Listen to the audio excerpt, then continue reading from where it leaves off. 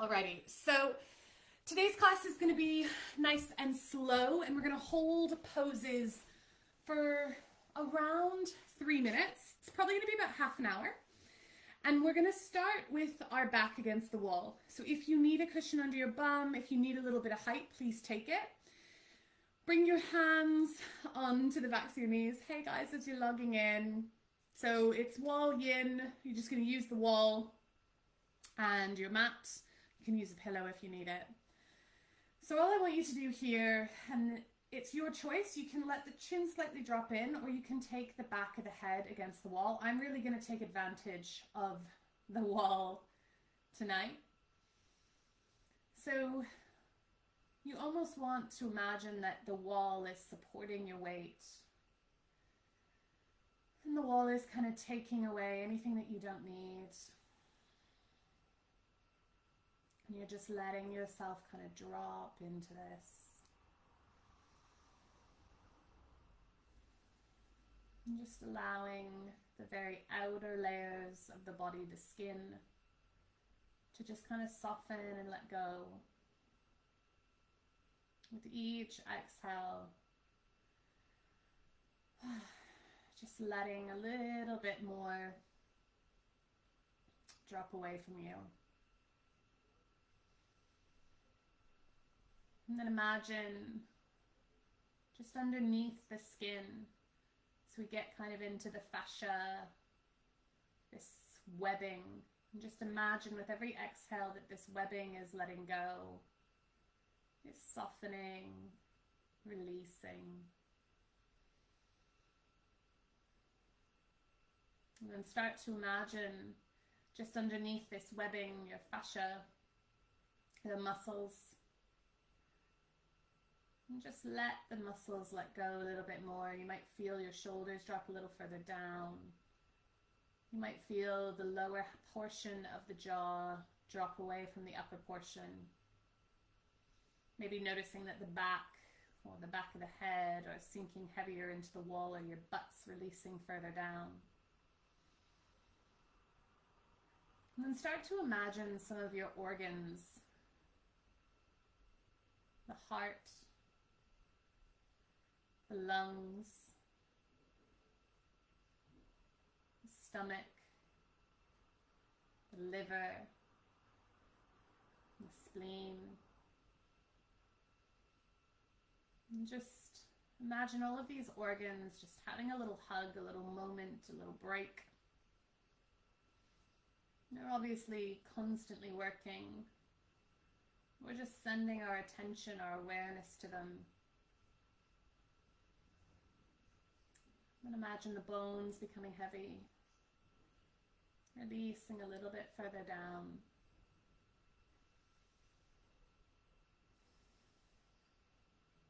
And just notice if the atmosphere of the mind feels any different now. If you feel a little bit calmer, if everything feels a little bit more still. And then just start to gently touch your thumb on the tip of your index finger, middle finger, ring finger, pinky finger. And then just work your way back, pinky finger, ring finger, middle finger, index finger. And just moving the hands a little bit here. Taking your left ear towards the wall. Opening up into the right side of the neck, and then taking your right ear towards the wall, opening up into the left side of the neck, and bringing your head back, and just wiggling in the fingers. Nice. Opening up the eyes, saying hello to Hudson. And then from here, guys, what I want you to do is come onto your knees, okay? And it doesn't matter what way you face, but just come nice and close to the wall. And then you're going to take the arm that's closest to the wall and you're going to bring it behind you, okay? So this is a really good shoulder opener. Now, depending on the mobility of your shoulder is going to depend on kind of how high the arm goes. So if you have, like me, I've got a rotator cuff injury. If you've got a shoulder injury, then you might need to take that hand lower, okay? But if it's okay, then you can start to walk that hand up higher. Now, the closer that you come to the wall as well, and the further that you turn your chest away from the wall, the more intense this is going to be. So find a position with your arm, with the hand, where you feel that stretch. I'm just going to check on my Facebook video and make sure that it's still working. But you guys stay in that stretch. Keep breathing through it.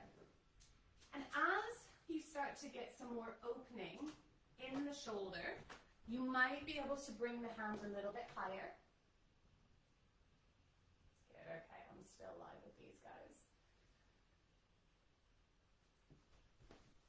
Nice. And you can turn your chest away, okay? So just breathing here, the other hand can just rest in your lap. If you want to, you can slightly look away from the wall. So it's quite difficult for me to bring my left arm, this is my left hand behind me, all the way sort of parallel to the floor. That's because I've got loads of tightness in the front of my chest and into my shoulder. You kind of want to think of this stretch kind of going across the whole body, and it really is, because the fascia is connected everywhere. So if you move something here, then all of that tissue here is also being adjusted because it's being pulled a little bit away. So we're just going to hold this for about another 10 breaths. And you can wiggle the fingers if they feel like they're losing blood or losing any kind of motion, any kind of feeling or sensation.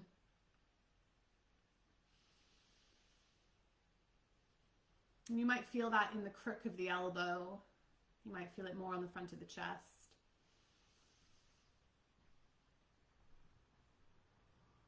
Nice. We're going to go straight to the other side. So start to bring that hand back down. Maybe give it a little roll or a little shake. And then you're going to turn to face the other way. So you'll see it from the back now. So you're just going to turn to face the other way. Bring the arm behind you. Remember that the lower the arm is, the less intense it is. On my right side, okay, it's a lot easier for me to bring my arm parallel. And then I'm going to work on just gently twisting my chest away. And you can sort of crawl the fingers a little bit further away. And just working on that twist. So you stay where you are. Arm is behind you against that wall. So you might be wondering, you know, what is yin yoga? What is the difference between yin yoga and regular yoga? And I'm not going to go into epic amounts of detail, but one of the biggest differences is that yin yoga is targeting something called connective tissue, okay? So connective tissue is fascia. So I already talked about that. It's your ligaments. It is your tendons, okay? It's the stuff that doesn't really stretch. It doesn't really manipulate, like our muscles. We know that we can get them nice and strong, we can change them, we can tone them, and we can manipulate them really easy. With things like ligaments and tendons, okay, these functions that are in the joints, we don't want them to become really flexible, and we don't want to manipulate them too much, but we want to apply bits of stress to them to keep them strong. And you might be like, what? Stress is bad. Why are we doing this? Take 5 more breaths in the position that you're in right now. Okay, the reason that we're applying stress to them is because that is what's going to make them stronger. If I go for a run tomorrow, I'm not a runner. Okay? If I go for a run, I'll be dead for like 5 days. But if I go for a little run tomorrow, and then 2 days later I do a little bit longer, and I build over time, because of that stress that I've been applying to my connective tissue, they get stronger. They're anticipating it. And so it's really important that we do this to the rest of the body as well. Good, okay, twist back out, bring the arms in front of you. We're gonna give the arms a wee break, and we're gonna turn to face the wall, okay? So, everybody is gonna be different here. So you're gonna take the legs out wide, and you're just gonna start to scoot, scoot, scoot, okay, your hips towards the wall. Now you can see I'm quite far away from the wall, but I've got quite an intense stretch in the front of my pelvis, in the front of my thighs, and deep into my groin. Okay, and if you were to kind of give yourself a little feel, not, you know, in the bit where your thigh or your hip, they connect, you'll feel that the sort of stretchy bits, the stuff that's being worked here. And so you can take the hands behind you, if that feels good, or you can bring the hands in front of you. And you just want to kind of feel into this. You can also kind of fold into the wall if you want. Yin yoga is less concerned with form. So in other yoga classes, the teacher might say, you know, you need to keep the spine really straight. You need to keep the legs active. Well, in this, if you can see my toes, okay, my toes are really floppy. I'm not engaging my toes at all here. And I'm keeping everything soft so that I'm targeting that connective tissue, so that I'm letting the connective tissue sort of receive the stretch. But I need to soften my muscles to be able to do this. So, been here for about a minute. My legs do not want to open tonight. See if you can scoot a little bit closer. So if working on splits is something that you want to do, yin yoga is great for it, especially poses like this where you're using the wall. So just allowing that breath to come in and out. If you want to flop in, go for it. Maybe letting your head rest against the wall. Letting the spine curl a little bit here.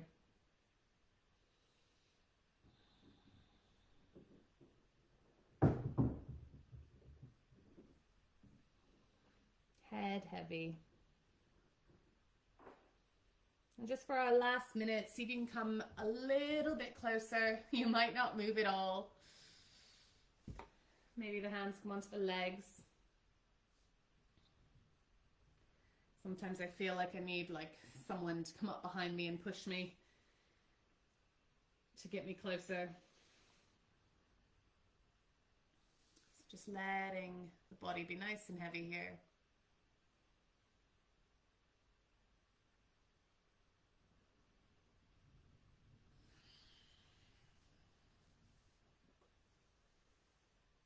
What you'll find with yin yoga is as you come out of poses, you might feel an initial weakness, okay? And this initial weakness should go within 30 seconds to a minute of doing the pose. If it's staying for a long time, then you may have taken it too deep. But this initial weakness sort of equates to long-term strength, if that makes sense. So you're just going to rock yourself slightly backwards, take the hands underneath the knees, and bring the feet back onto the floor. Good. Okay, from here, guys, we're going to face the wall still, but we're going to come onto our knees. Okay, so we're going to come onto our knees nice and close to the wall.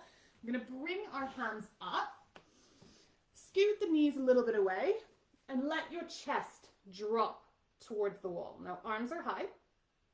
This pose is like your puppy pose. Okay, so when the arms are long and you melt the chest down, but you're doing puppy against the wall. So you can play around with the knees here, but arms come high, and then you're sort of sinking your chest towards that wall. Okay, and we're just going to stay here for about a minute and a half. Now your shoulders are a vulnerable joint. Okay, they're meant for mobility. So they've got a load of movement. Okay, they go all over the place, but they're not built for stability. Okay, which means that when we come into anything where we're stretching or opening up into the shoulders, we don't want to kind of hammer ourselves into it. Okay, so this is a bit of a mix of hangman, which I do in gravity yoga, and a puppy pose. So just melting your heart towards the wall. Your heart might not touch the wall, mine's not on the wall, but I'm getting a really deep stretch in my shoulders. My belly's well and truly out. I'm okay with that. So you got about another 30 seconds here. Now, if it's too intense, you can always take the arms wider as well. That's an option that works really well.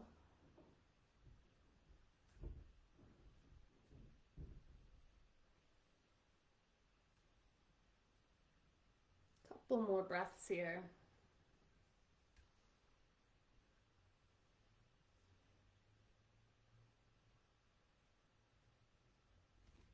Nice, and then just slowly push yourself off the wall, engaging the arms. Let the head drop for a moment. Good. We're going to come onto our feet, still facing the wall, bringing the feet nice and close. And you're going to let your arms dangle, and you're going to bring the back of the upper shoulders and the back of the neck into the wall. So walking the feet nice and close until you feel like you're tucked in, okay? If you're too far away from the wall, you might feel like you're going to do roly-poly. So walk those feet in. Now you can choose to keep the arms off the floor. You can let them dangle. And then you're just going to hang out here. We're not going to hold this for too long because inversions can be quite intense for people.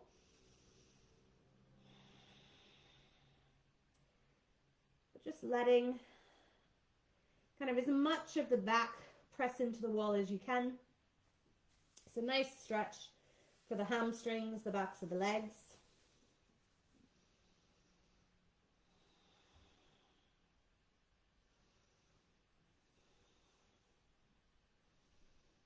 And just 10 more breaths.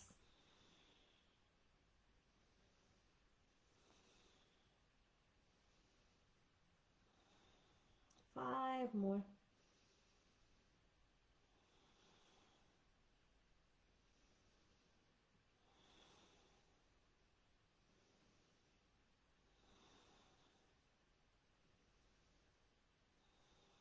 Nice. Slowly start to take the weight back into the heels and then begin to bring your bum back down.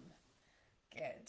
From here, guys, you're going to turn around and place your back against the wall again. Now, you might want to scoot your bum slightly away from the wall. We're going to come into a seated reclined pigeon. So usually this is done on our back. Keep your right foot on the floor and bring your left foot on top of your right knee. Okay? And then from here, usually this is when we interlace our hands behind the back of our knee, but we don't need to do that. So hands can stay on the floor. I like to flex my foot. And then from here, what you can do to make this more intense is walk the foot in that's on the mat and also try to scoot your butt in. So this is quite an intense stretch for me. You're externally rotating the leg that's crossed, and you're also coming into deep flexion. So this is going to be about a 3-minute hold for us. Keeping that foot engaged to protect the knee. And as you hold this, you might try to play around with scooting the bum in a little bit more.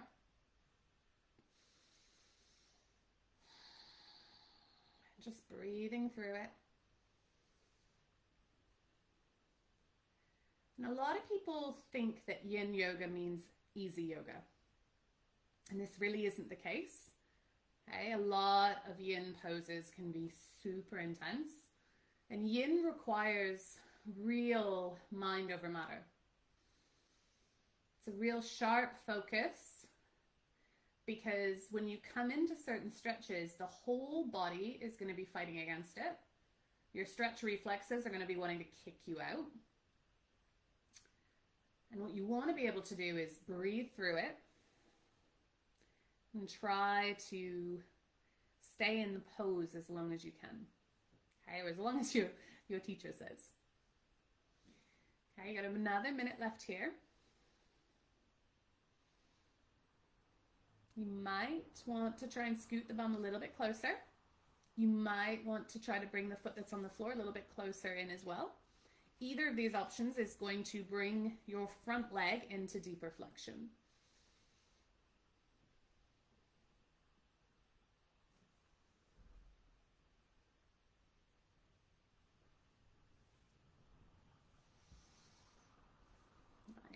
Remember what I said, when we come out of some of these poses, it might feel a little bit weird. You might feel like the Tin Man. So what I would say is the foot that's on the floor, scoot it away from you. You'll feel the intensity of the pose go away. Place the other foot on the floor and maybe take a gentle sway from side to side. Nice. Okay, coming straight to the other side. Now remember, if you're scooting your bum closer, you might want to come a little bit further away taking that other foot across and then manipulating until you feel that it's, you know, yep, I'm in the stretch.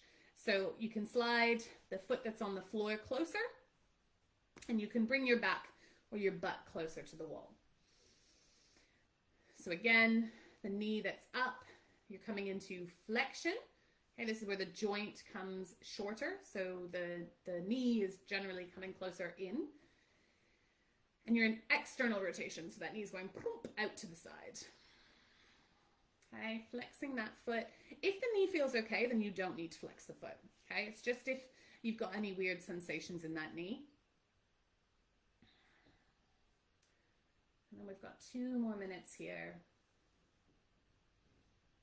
And you're just sending the breath to any parts of the body that are really feeling the intensity of the stretch. And if that intensity kind of drops from a 10 to a 2 or a 3, like, shuffle, make it, you know, more intense. We want to get the benefits. Intense does not mean pain, okay? It means discomfort generally. You need to be able to breathe. Breathing is super important. If you can't breathe in a pose, you've probably come in too deep. And if you think about what we want to do in yoga, we want to open up the body and we want to connect breath and movement together. So if you're not connecting breath and movement, then you're not doing yoga, and that's kind of the point. So 1 more minute here. If you want to scoot the bum in a little bit more, take it a little bit further, you can.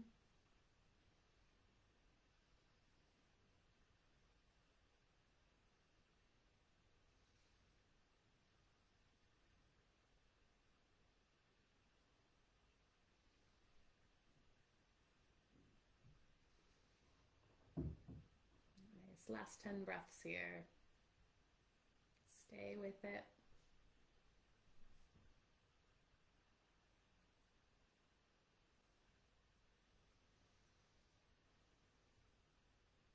What I really like about yin yoga and gravity yoga is that you get to see the progress so quickly. And that, you know, when you first come into these poses, your body's going, wow, this is so intense. And then by the end, you might not be like super cash and comfortable, but you know, that intensity disappears slightly. So shuffle that front foot away, take the other foot onto the floor, maybe a gentle sway from side to side. So we're going to come into our last 2 poses, guys. We are going to scoot. Okay, there's no real graceful way to do this. You're going to scoot your butt as close to the wall as you can, and then you're going to flip yourself onto the floor and shuffle your bum as close to the mat as you can. Nice. Good. So we're going to come into a wall squat. So your knees are going to kind of go out to the side. Feet are going to slide down. Now, the further you slide your feet down, the more intense the squat is going to be. Okay, so the higher that the feet are, the less intense. So find the position that works for you. If you're sliding your feet down and your butt's lifting, then don't take them as far. Okay, it just means that your spine is compensating for what you're trying to get your hips to do. If you want a little bit more, you could take your arms, just gently resting them to the insides of the knees. Just, again, using the wall, using gravity really here, targeting that connective tissue. And what's great about the wall is that normally when we're doing a squat, we're quite active. Okay? We're using a lot of power, we're using a lot of muscles, but in this position, like we can kind of flop into it, and therefore we can really access that connective tissue a lot more intensely. So just closing the eyes, finding your breath.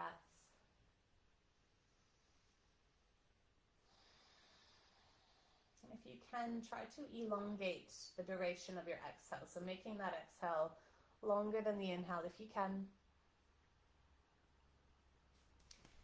As time progresses, maybe sliding those feet down a little bit further.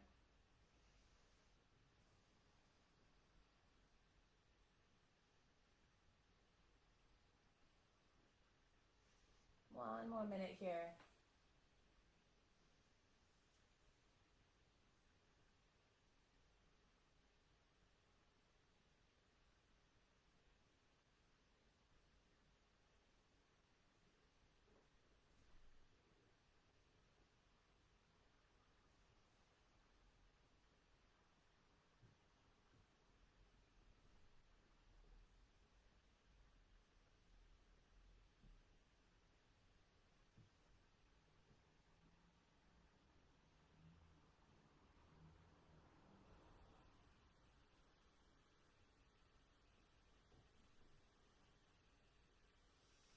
Nice. If the hands are on the outsides of the legs, take them to the insides, take them to the outsides.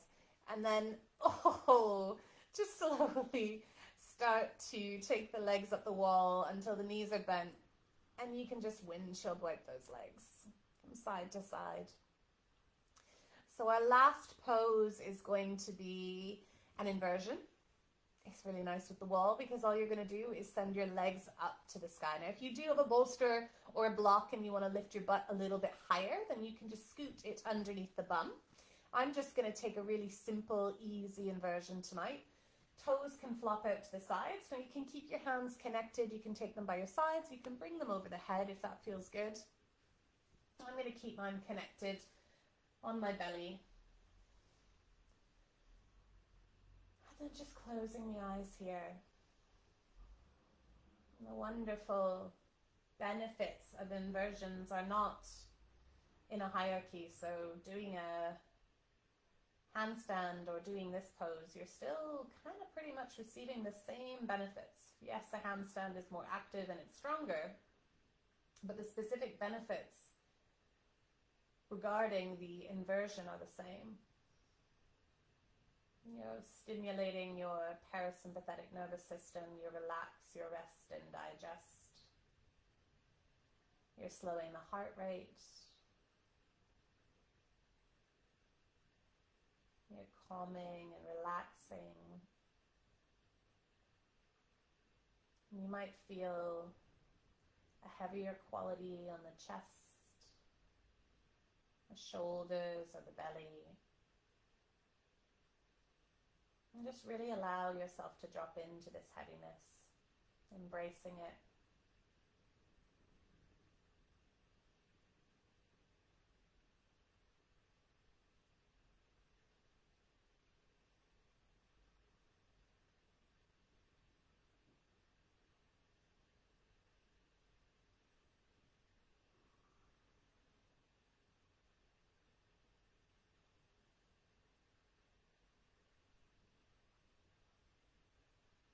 Sometimes I think I could sleep like this. Might end up with no feeling in my feet by the end, but it's so comfortable.